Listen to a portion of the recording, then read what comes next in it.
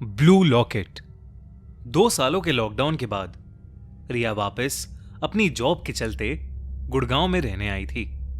इतने समय तक वर्क फ्रॉम होम करने के बाद रिया का मन अब दोबारा ऑफिस जाने का बिल्कुल भी नहीं था, पर उसे बहुत ही कम रेंट में गुड़गांव का एक स्पेशियस अपार्टमेंट मिल रहा था।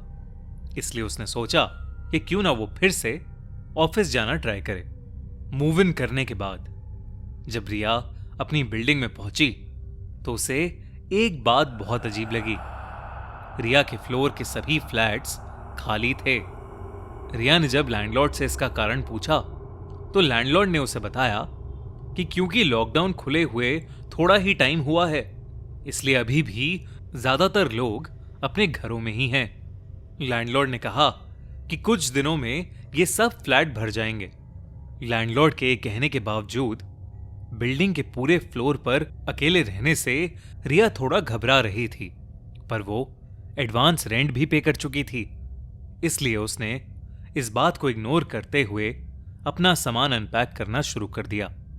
रिया का घर ऑलरेडी फर्निश्ड था और ऑफिस खुलने में अभी 2 दिन और थे, इसलिए रिया ने घर को थोड़ा रीडेकोरेट करने का सोचा। रीडेकोरेशन करते हुए रिया ने पहले से रखी एक अलमीरा को खिसकाया तो उसे वहां एक नीले रंग का लॉकेट पड़ा मिला। रिया को वो लॉकेट काफी पसंद आया और उसने तुरंत ही वो लॉकेट पहन लिया और अपने काम पर लग गई। कुछ ही देर में रोज की तरह रिया की मम्मी को उसका कॉल आया और बात करते हुए ही अचानक से रिया को अपनी मॉम की वॉइस में डिस्टरबेंस आने लगी। कुछ ही सेकंड्स में उसे फोन पर किसी अजीब भाषा में किसी के बड़बड़ाने की आवाज आने लगी। ऐसा लग रहा था कि जैसे कोई मंत्र उच्चारण कर रहा हो। इससे पहले रिया कुछ समझ पाती, फोन में से एक तीखी कान सुन कर देने वाली आवाज आने लगी। रिया ने फटाफट से फोन काट दिया। उस आवाज से रिया का सर चकरा गया था। रिया ने अपनी मॉम को टेक्स्ट डालकर उनसे बाद में बात करने को कह दिया।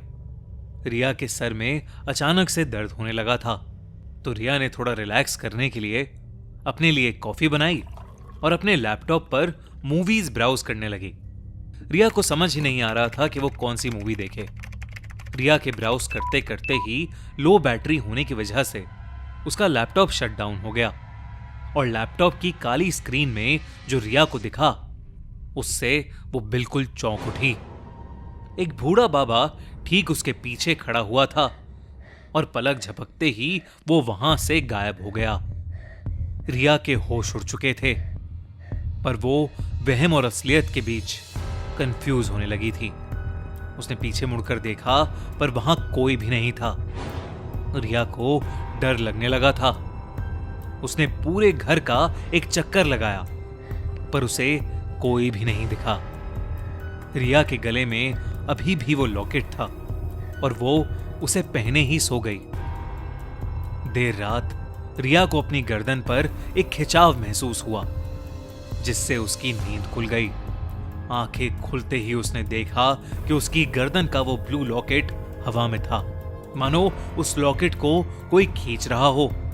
रिया बुरी तरह घबराने लगी।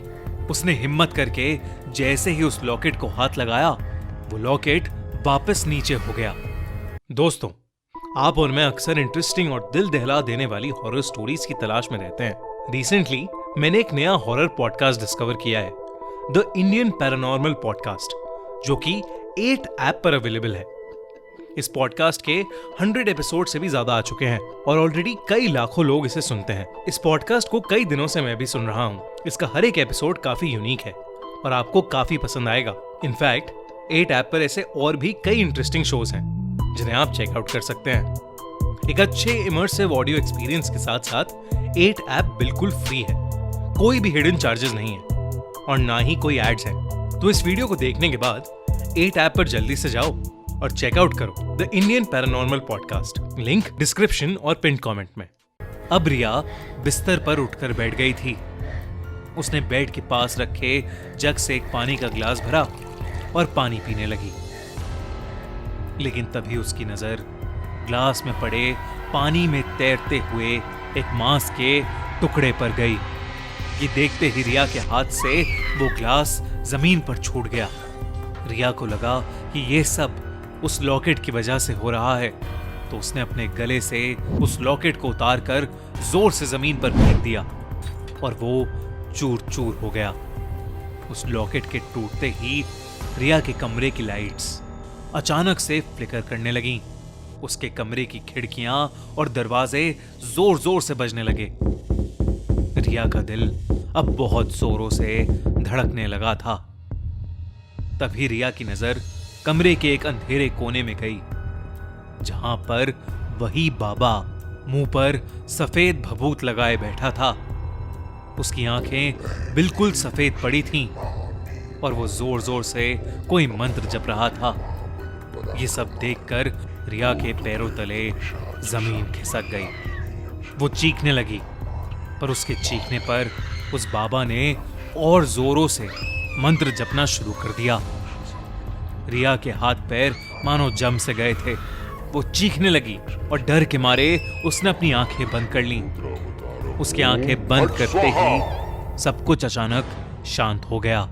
उसके बाद रिया ने जब अपनी आंखें खोली तो उसने देखा कि वो बाबा उसके मुंह के ठीक सामने खड़ा है और मुस्कुराकर अपने हाथ में रखी भभूत उसे दे रहा है। रिया जैसे तैसे करके वहां से भागी और दूसरे रूम में जाकर उसने दरवाजा बंद कर लिया। रिया की जान सूखे जा रही थी कि तभी उसकी नजर अपनी गर्दन पर गई और उसे यकीन ही नहीं हुआ। उसकी गर्दन में वही नीला लॉकेट लटका हुआ था। रिया ने जैसे ही उस लॉकेट को निकालने के लिए उसे छुआ, उसे अपने कमरे में करीबन 15-20 लोगों ने घेर लिया। ऐसा लग रहा था कि सब लोग मर चुके हों। उनके शरीर सड़े गले थे और उनके हाथों में बेड़ियां बंधी थीं। वो रिया को देखकर बस रो रहे थे। इससे पहले रिया कुछ भी समझ पाती, उस भीड़ में से रिया को वही बाबा उसकी तरफ आता दिखाई दिया। रिया ने देखा तो उसके हाथों में अब भी बेड़ियां थीं। वो चीखने चिल्लाने लगी, पर उसकी आवाज को कोई सुन नहीं पा रहा था। वो बाबा रिया के पास आया और उसके माथे पर उसने वो भभूत रगड़ दी। 3 दिन के बाद उसी अपार्टमेंट में रिया की लाश मिली। उसके गले में वही ब्लू लॉकेट था और उसके आसपास भभूत गिरी हुई थी। उसकी मौत का एग्जैक्ट कारण तो किसी को नहीं पता, पर पूछताछ करने पर बिल्डिंग के लैंडलॉर्ड से पता चला कि उस बिल्डिंग के बनने से पहले वहां एक शमशान घाट हुआ करता था। जमीन बिकने के बाद वहां से सब चले गए थे, पर एक अघोरी बाबा उस जगह से जाने के लिए तैयार ही नहीं हो रहा था। जब उसके साथ जबरदस्ती की गई तो उसने आत्महत्या कर ली। अपनी जान देते हुए उसने एक श्राप दिया था कि वो जगह उसकी है और वहां उसके सिवा कभी कोई और नहीं रह पाएगा। इतना कहकर उसने अपने शरीर को त्याग दिया था, पर उस बाबा की लाश पर भी वही ब्लू लॉकेट था। शायद उस बाबा के श्राप के कारण ही आज रिया इस दुनिया में नहीं है, और शायद वो ब्लू लॉकेट कोई आम लॉकेट नहीं, वो उसी अघोरी बाबा का लॉकेट है, जिसमें शायद उसकी आत्मा आज भी रहती है। अगर आपको ये वीडियो अच्छी लगी तो हमारा चैनल खूनी मंडे सब्सक्राइब करना बिल्कुल मत भूलना।